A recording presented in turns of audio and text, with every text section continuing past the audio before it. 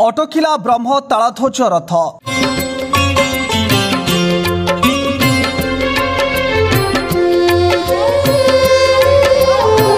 टकिला नंदी घोष गड़ुए थर मानसिक पुरी लम कला ठाकुर। केन्द्रापड़ा बलदेवजीऊ ब्रह्म तालध्वज रथ 2 दिन हेब अधा बाटरे थरकु थर अटकी जाउछि ब्रह्म तालध्वज रथ।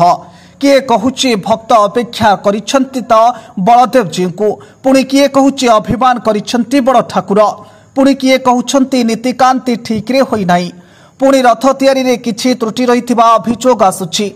शेषरे पूत विभाग त्रुटि थाई पारे बोली अभियोग मध्य हेउछि।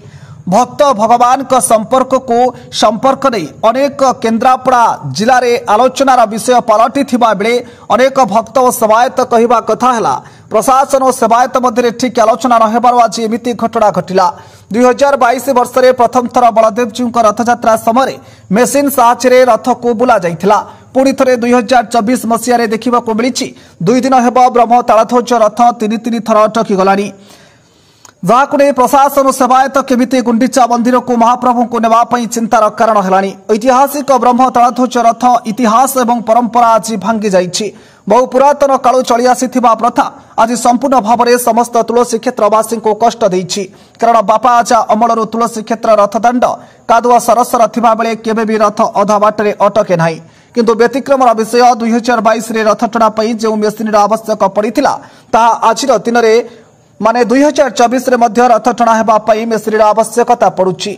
एटी साधारण भक्त मनरे यह बड़ कष्ट देवा सह प्रशासन कार्य दक्षता रे बड़ प्रश्नवाची सृष्टि करिछि। जहाँ साधारण रे बेस चर्चा हेउतिबार देखिबाको मिलिछि। किए कहूछि रथ निर्माण समय त्रुटि रहिछि त किए कहूछि सेवायतଙ୍କ काटछाट नीतिकांति पई आ हेउछि, पुणी आउ किए कहूछि जे प्रशासन अवहेला पई आ उपजिछि। आसंतु सुनिबा कोन कहउछन्ति भक्त एवं सेवायत माने। रथ बाँकु माडिला आउ रथ बाँकु पशि जबारु तार इच्छा अनुसार से ठीक तार ऑफिस पाखे रहिला। राति कटई आज धूप बढ़ला परे महाप्रभु वर्तमान रथ टणा हबारु पुणी से बाम मोड़ होउची। जहाँ हाउ से इच्छामय ठाकुर तार इच्छा अनेक आउ से कौन पाई अभिमान करिछि ता अभिमान जो तुटी जीव ता मूड आसो से रथ छाँ जाए आज लगिज बोले आमर बहुत आशा भरोसा त्रुटि रोचे। एथर रथ गढ़ार त्रुटि रोचे बोली आम अनुमान करुचु। कारण रथटा केवल बाँ को मोड़ुची डाहाण को टिके भी जाऊनी। तेणु रथ गढ़ा उपर विघ्न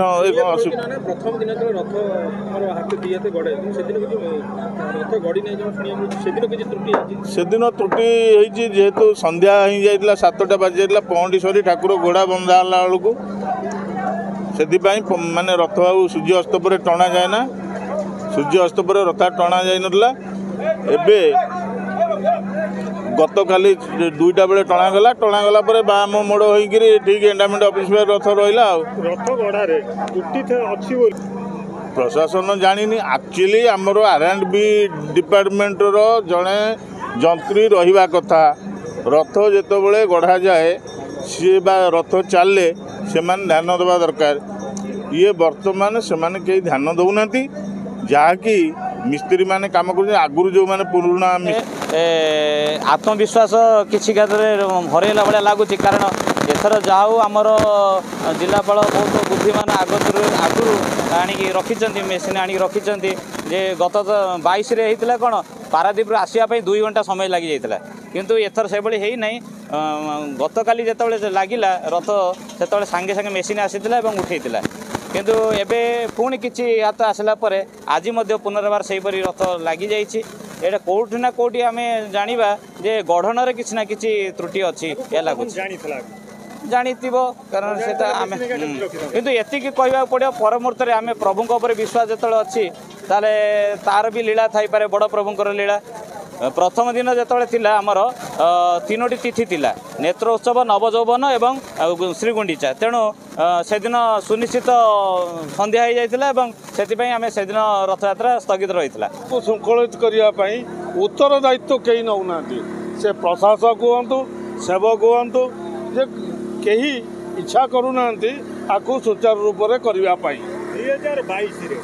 ନାଇଁ ସେଇଟା ବୋଧେ ମୋ ନଲେଜରେ ନାହିଁ ଆଗରୁ ଆସିଛି କି ପଛରେ ଆସିଛି କିନ୍ତୁ R&Bର ଅଫିସର ମାନେ ଆର ସାର୍ଟିଫିକେଟ୍ ଦେବାର କଥା ଇଏ ଦେଇଛନ୍ତି ନା ନାହିଁ ତା ମଧ୍ୟ ମୁଁ ଜାଣିନାହିଁ ଅନୁସନ୍ଧାନ କଲେ ଜଣାପଡ଼ିବ ସେ କେଉଁ ଟାଇପ୍ର ସାର୍ଟିଫିକେଟ୍ ଦେଇଛନ୍ତି ତଦାରଖ କରିଛନ୍ତି ତାକୁ ଆଗେ ଦେଖିବାର ଅଛି ମୁଁ ଯାହା ଦେଖୁଛି ବାସ୍ତବ ଚିତ୍ର ଚକାର ଯାହା ପରିସ୍ଥିତି ଚକା ଲାଗିଗଲାଣି ଅଖ ସାଙ୍ଗରେ ତେଣୁ ଚାଲିବା ସମ୍ଭବପର ନୁହେଁ ମୋତେ କାହିଁ ସନ୍ଦେହ ଏ ରଥ ମାଉସୀମା ମନ୍ଦିର ଲାଗିବ ବୋଲି ଆଜ୍ଞା ନିଶ୍ଚିତ କ'ଣ ହେଇଛି ମୁଁ ଜାଣିନାହିଁ ନିଶ୍ଚିତ ତାଳମେଳ ରହୁନି ବୋଲି ଯାହାର ପରିଣାମ ମହାପ୍ରଭୁ ଭୋଗୁଛନ୍ତି ସାଧାରଣ ଜନତା ଭୋଗୁଛନ୍ତି ଭକ୍ତ ଭୋଗୁଛନ୍ତି ଇଏ ପରିସ୍ଥିତି ସୃଷ୍ଟି ହେଉଛି ତାଳମେଳ ରହୁଥିଲେ ଇଏ ହୁଅନ୍ତା ନାହିଁ ଆଜ୍ଞା ଆଣ୍ଠୁଏ ଆଣ୍ଠୁଏ କାଦୁଅରେ ରଥ ଟାଣିବାର ଅଭିଜ୍ଞତା ମୋ ପାଖରେ ବ୍ୟକ୍ତିଗତ ଭାବରେ ଅଛି ଦୁଃଖ ଲାଗୁଛି ଯୁଗ ପରିବର୍ତ୍ତନ ହେଇଛି ରାସ୍ତାର ପରିବର୍ତ୍ତନ ହେଇଛି କିନ୍ତୁ ସୁଚାରୁ ରୂପେ ରଥ ଲାଗିପାରୁନାହିଁ କାହାକୁ ଦୋଷ ଦେବା ତାହା ମଧ୍ୟ ଚିନ୍ତାର କାରଣ ପଡ଼ିଛି ସାଧାରଣରେ ଲୋକ କଥା ହେଲେଣି ଯେ ମେସିନ୍ରେ ଠାକୁରଙ୍କୁ ନିଆଯାଉ ଏ କଥା ବି ସର୍ବସାଧାରଣରେ ଆଲୋଚନା ହେଲାଣି ଏ ଦୃଶ୍ୟକୁ ଦେଖିକି